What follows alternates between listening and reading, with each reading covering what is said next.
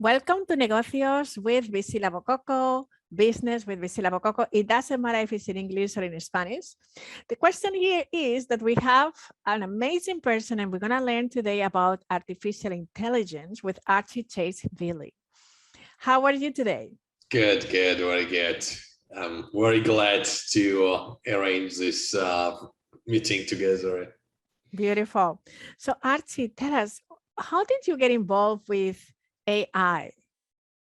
Yeah, so my interest was sparked when I was working at Bridgewater Associates, largest hedge fund in the world. So at Bridgewater, they had teams that was specifically focusing on using machine learning techniques to analyze different things. So that was the first time I heard about it, and then I dive deeper. What was artificial intelligence? How it can be used to improve lots of things, ranging from making decisions to efficiency to hiring and so on. And I ended up starting my first AI company 2016, 2017. And since then I have been in the AI space, and there has been lots of exciting things.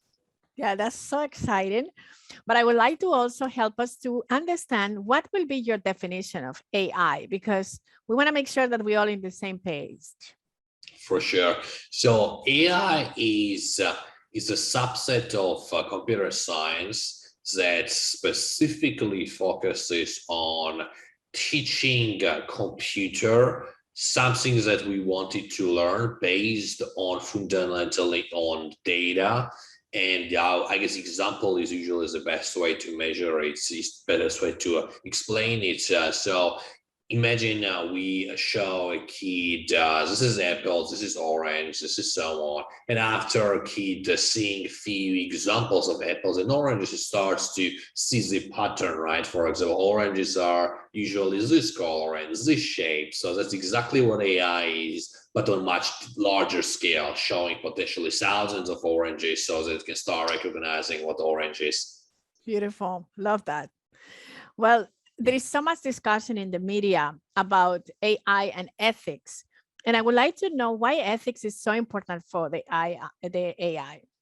For sure. So it's really important because based on what type of data we provide to the computer, AI might become biased towards specific things. For example, if we are trying to have AI recognize, for example, dog images, right? And if in dogs there are only let's say specific type of breeds, right? 99% are Rottweilers, for example. Then this software will be really good in recognizing Rottweilers, but it will not be able to recognize other breeds very well. So that sort of indirectly discriminates other type of dog breeds. So I think this is a big problem in AI space, because it's hard to have data about everything, right?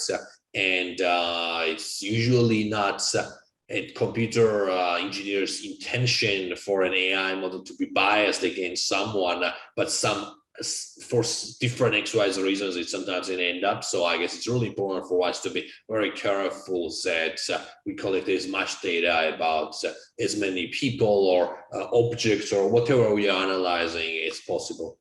Mm-hmm. And how can we use AI in investment research and in entrepreneurship?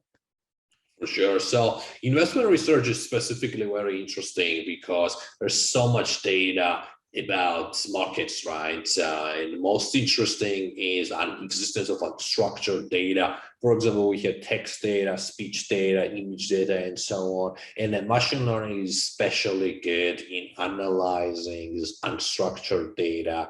And I would say it's probably the only thing that's really accurately can analyze unstructured data. And this can be used to gain edge in the markets. For example, we can use the satellite images to analyze parking lots data. For example, how many cars there are in a Walmart parking lot, and use that information to predict how much revenue Walmart might have next when there will be next quarterly earnings announcements, right? Wow.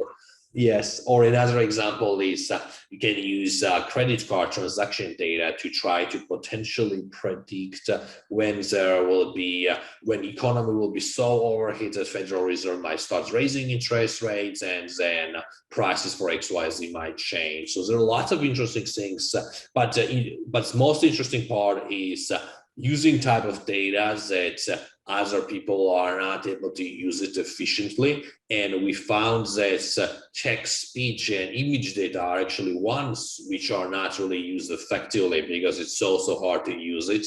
Whilst quantitative data, how much money companies making and pricing, those are overused, and we don't believe that there is an edge that can be found as the market's results.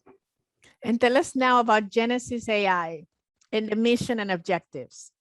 For sure. So GenesisAI is a platform that connects companies who are in need of AI products and services with organizations who like to sell their AI products and services, sort of a marketplace for all things AI related. And most important parts is how we are offering the services. So first of all, most of the services are coming from these AI suppliers, we call it, right? This can be solutions that's out there in the internet or the AI startups and so on, that allow us to have lots of different AI tools without spending too much time developing these tools ourselves. And this offers also great quality for users because we can have these AI suppliers work together, not only to produce higher functionality, but also accuracy rate as well. And here's an example. I can have speech recognition model working with translation model to produce speech translation,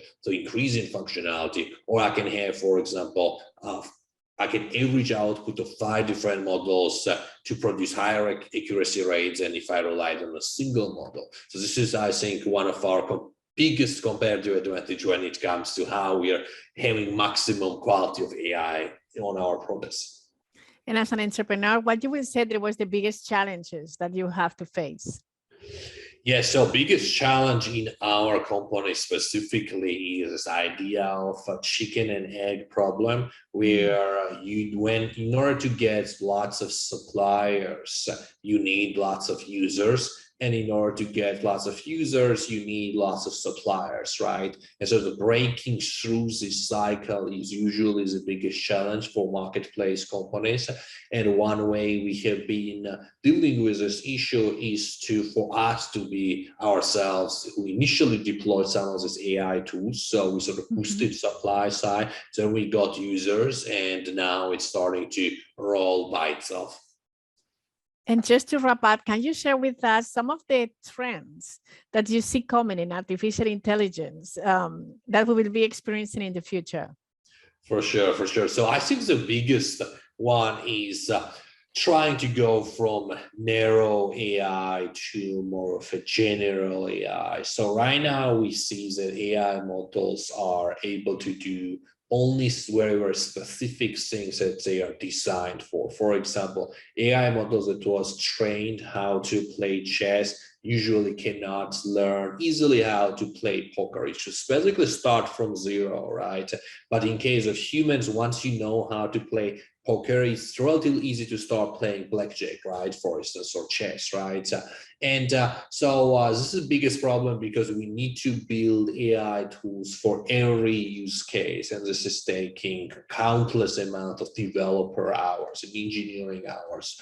So as companies that's probably going to be the biggest company in the world, and also the companies that will bring the most value to the world, will be the ones that will solve this problem of narrow AIs, companies that will be able to go from AI tools being designed specifically for one thing to having a general use, more versatility, right? And this is a big trend. There are lots of companies working on this, including, for example, OpenAI that's raised around $1 billion in funding. And this is our personal goal and GenesisAI's mission to potentially lay foundation for creation of artificial general intelligence. So I really hope someone will be able to do this, and I really hope to see whether we might be that company or not.